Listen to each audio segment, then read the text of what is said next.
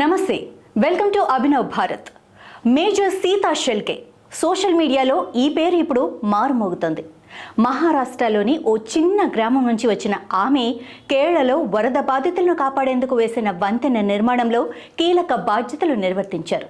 అసలు ఎవరి సీత? సైన్యంలోకి ఎలా వచ్చారు? వాయనాడ్ వరద ప్రాంతంలో సహాయక చర్యల్లో ఆమె పాత్ర ఏంటి తెలుసుకుందాం. వాయనాడ్లోని ముండక్కైలో కొండ చర్యలు విరిగిపడిన ఘటనలో 300 మందికి పైగా ప్రాణాలు కోల్పోయారు. వందలాది మందిని సైన్యం సాహసోపేతంగా సహాయక చర్యలు చేపట్టి సురక్షిత ప్రాంతాలకు తరలించింది. ఇంకా 200 మంది జాడ తెలియాల్సి ఉండగా సహాయక చర్యలను సులభతరం చేసేందుకు సైన్యం తాత్కాలికంగా ఉపకరించే బెయిలీ వంతెన నిర్మాణం చేపట్టింది. ఈ బెయిలీ వంతెనను నిర్మించేందుకు సైన్యం దాదాపు 2 రోజులకు పైగా శ్రమించాల్సి వచ్చింది. హెలికాప్టర్, ట్రక్కుల్లో టన్నుల కొద్దీ బరువైన విడిభాగాలను బురదమయంగా మారిన వరద ప్రభావిత ప్రాంతానికి సైనికులు తరలించారు. ఆ తర్వాత జోరు వాన, అనుకూలించని వాతావరణం మధ్యనే వంతెన నిర్మాణం చేపట్టారు. రాత్రింబవళ్లు శ్రమించిన అనంతరం గురువారం బెయిలీ బ్రిడ్జ్ అందుబాటులోకి వచ్చింది. సైన్యం నిర్మించిన బెయిలీ వంతెనపై మహిళా army engineer major Sita Shelke విజయ గర్వంతో నిలబడి ఉన్న ఫోటో ఇప్పుడు సోషల్ మీడియాలో వైరల్గా మారింది.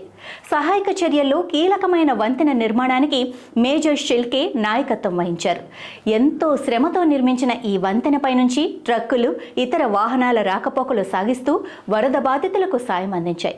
కఠినమైన పరిస్థితులను కూడా ఎదుర్కొని ఆమె సహాయక చర్యలు చేపట్టారు.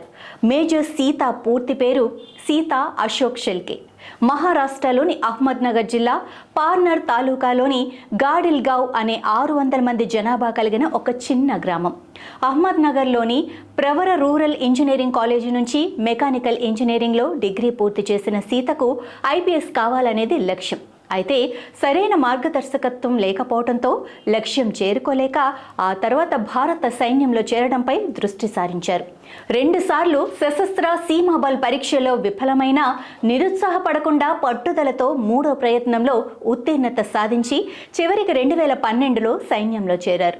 బెయిలీ వంతెను నిర్మించడంలో ఆర్మీకి చెందిన మద్రాస్ ఇంజనీరింగ్ గ్రూప్ నుంచి 250 మంది సైనికులు పనిచేయగా ఈ బృందానికి మేజర్ షెల్కే నాయకత్వం వహించారు. దాదాపు 3 రోజుల కఠినమైన వాతావరణ పరిస్థితుల్లో అసాధారణమైన నాయకత్వ నైపుణ్యాలను ప్రదర్శించారు. పగలు రాత్రి నిరంతరాయంగా శ్రమించిన తర్వాత సైన్యం 190 అడుగుల పొడవైన ఉక్కు వంతెన్ను విజయవంతంగా నిర్మించింది. భారీ వర్షాలు, వరదలను తట్టుకునేలా దీన్ని రూపొందించారు.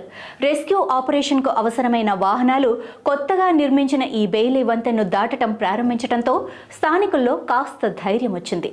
ఇది సహాయ చర్యలు, తదుపరి కార్యకలాపాల్లో కీలకమైన అడుగులు వేయడానికి తోడ్పడింది.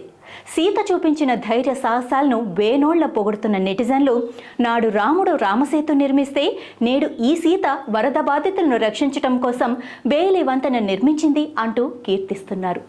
నాయకులారా, మీ పనితనం మీ అధినాయకులకు తెలియజేయాలనుకుంటున్నారు. ప్రజలారా, మీ సమస్యలను మీ నాయకులకు తెలియజేయాలనుకుంటున్నారు. ప్రజా సమస్యల పరిష్కార వేదిక మీ అభినవ్ భారత్.